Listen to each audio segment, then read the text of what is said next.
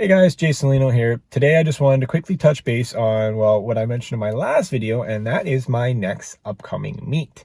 So in June, I have the full intention, keyword full intention, to compete at the Toronto Pro Show. I'm going to be competing in a CPF meet over a OPA or IPF meet, whatever you would want to refer to it to, since I'm Canadian. Reason why I'm doing that is because anything that's really affiliated with the IPF is super expensive. Like, you have to jump through hoops, you have to have membership, you have to have specific equipment, like specific brands, I mean, not even specific equipment, and it's kind of a bit of a pain in the butt. Don't get me wrong, it was still a good meet when I originally competed with them. However, I am not at that extreme competitive level, and I don't really see the point in spending all that money to get nothing out of it. Like, to say I competed in a IPF or an OPA meet doesn't really mean anything if I'm not at that hierarchy, right? So I decided to kind of jump on the CPF one. It's still a decent federation, but has what I would consider a little bit more of a local meet feel. You only have to pay like $100 to do it, and you don't have to jump through hoops, which is super nice.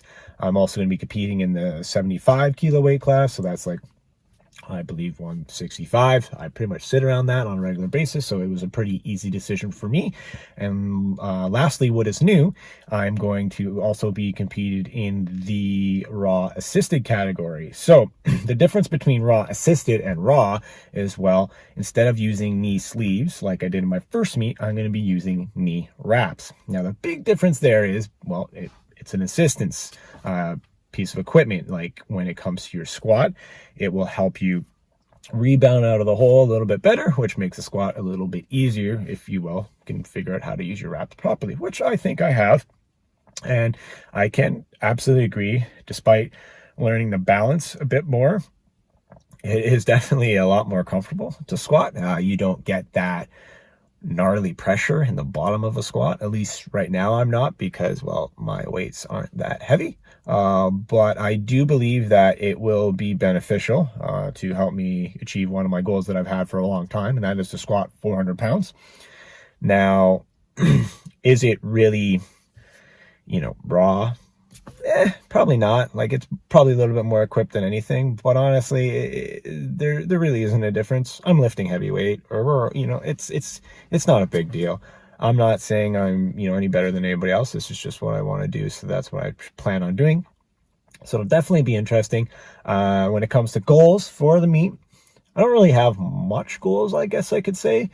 On the low end, I would like to achieve 1,000-pound total on the platform. Because if you guys have been following along since the beginning, that was my original goal, and I was very close to doing so. However, they misloaded my weight on my last deadlift in my first meet, which made me a little shy. So obviously since then, in my gym total, I've been easily able to achieve over 1,000 pounds. So that is basically my minimum goal.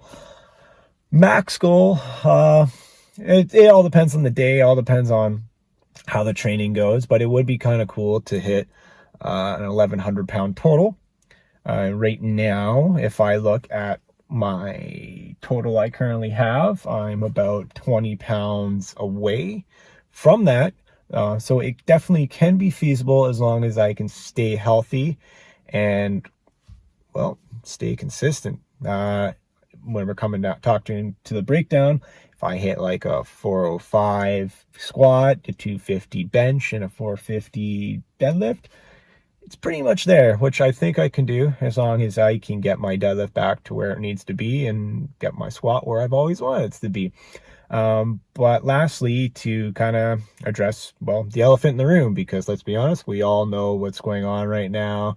The whole, coronavirus, or this whole pandemic where we're in lockdown and everybody is pretty much losing their stuff, we'll say, trying to be PG here, and taking up all the toilet paper and all the food, and pretty much everything shut down, like gyms, etc. So how do I really plan on achieving my strength goals when I don't really have a gym anymore? Well, I might have had an early midlife crisis, But guys, that's the video. So do me a favor, go down below, drop me some comments because I'd love to hear what you have to say. Also hit that like, share, and subscribe. That spread the love because I will be seeing you next time.